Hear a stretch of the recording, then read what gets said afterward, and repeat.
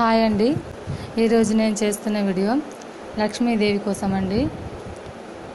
ఇది తెల్ల ఇసుక అండి. తెల్ల ఇసుకను కొంచెం తీసుకోవాలి. ఇది నేను అమెజాన్లో తెచ్చుకున్నానండి.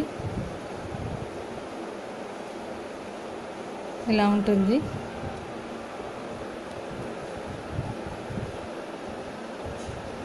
ఇంకా గురువింద గింజలండి.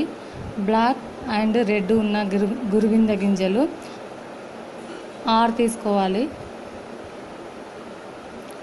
మొత్తం వైట్ ఉన్న గురువింద గింజలు 6 తీసుకోవాలి. ఇవి మొత్తం బ్లాక్ ఉన్న గురువింద గింజలు 6 తీసుకోవాలి.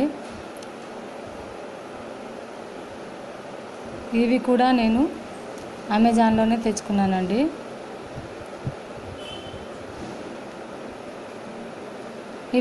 ఇవన్నీ కలుపుకోవాలి.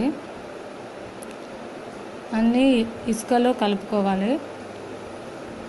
ఇది వెండి కుంకుమ భరణ అండి. వెండి కుంకుమ భరణలోనే పోసుకోవాలి.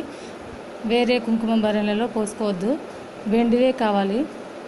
ఇవన్నీ ఇందులో తీసుకోవాలి.